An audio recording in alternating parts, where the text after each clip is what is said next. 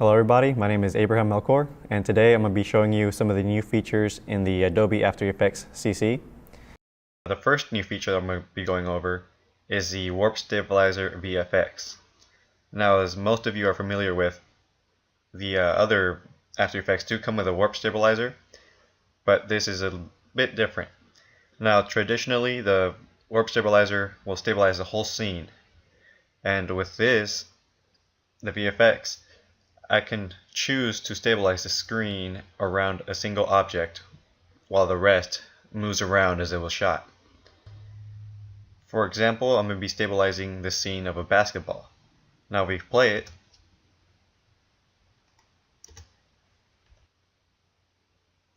you can see that's pretty unstable. So what we're going to do is we're going to choose just a basketball and stabilize around that. So for our first step, we go to the toolbar menu and we go to animation.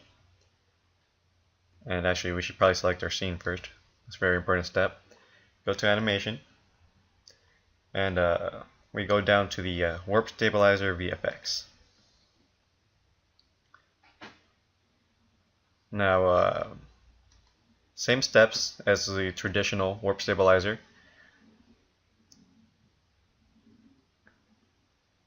We're going to analyze our scene just as we would normally do. Now this might take a while depending on what computer you're using and all this. So we might have to jump ahead in a little bit.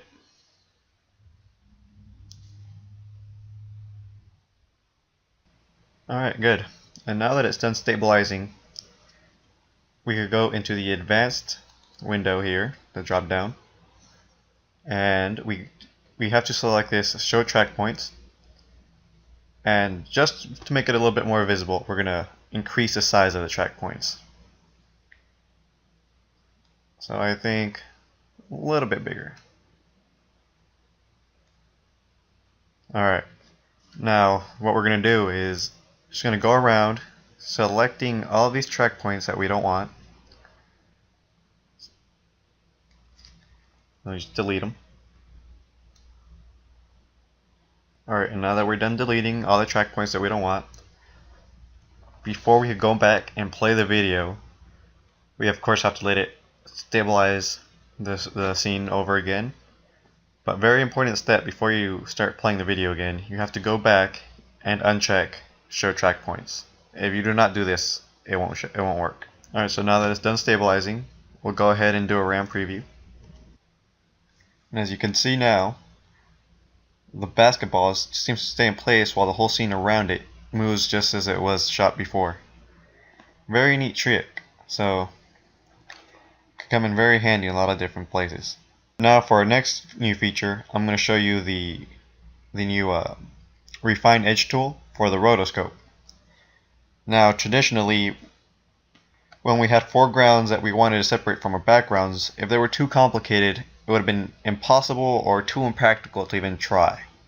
But with this new Refine Edge tool, it's a lot easier. It has removed a lot of the complications. So first, we have our scene selected. So we have to go into the scene with the regular roto brush tool. We'll go over, select what we want to keep.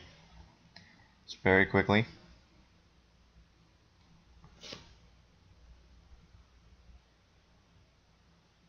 As you can see, it's done a very good job at doing what we wanted it to, but there's still these loose branches over here that we want to keep, and normally it would just be a pain to go in with the rotoscope tool and try to select everything. And of course, I've gotten pieces of the skies in some of these parts. So now we go into the Refine Edge tool, which is right under the roto brush tool. Just hold and click, and we go over our tree line.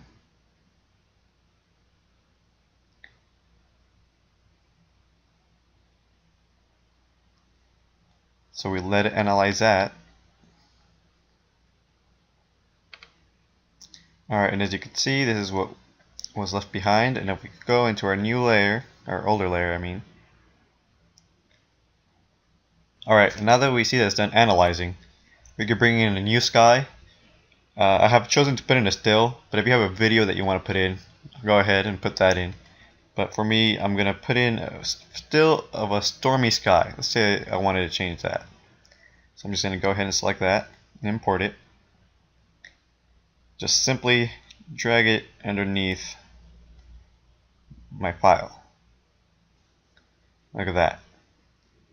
Now the quality of the video is a bit different from the quality of the image, but you get the idea. Still a pretty cool trick. Anything that used to seem much harder to do is now a lot easier, because you can see it only took a couple minutes. So, you know, very cool trick, very cool new features in After Effects. Another nice feature that was added to the new AfterEffectsCC is the pixel motion blur.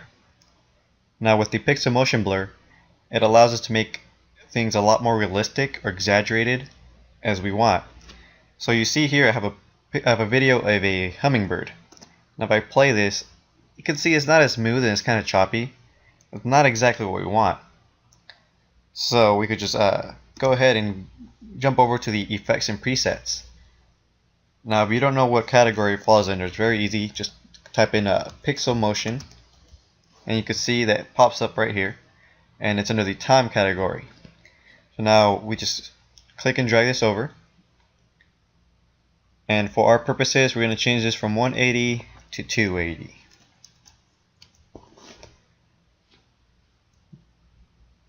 Now if we let this play, you can see it's not exactly the fastest effect, so we're going to have to let this render out a bit. Okay, so now that's done rendering, we're going to go ahead and play this back. Now before I do, I'm just going to let you guys know that it took about 5 minutes to let this render. So when you use this, go ahead and use this scarcely and only when you need to. So now we're going to go ahead and play this back.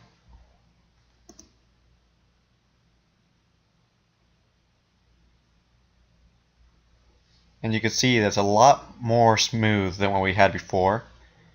A little bit more realistic. And with the shutter angle that we chose, it is quite a bit more blurred than what we had started out with. So for what we're looking for, this fits perfectly. Now of course you can always play with the other tools here and see what you get. So that's all the new features we're going to go over in this video. Thank you for watching.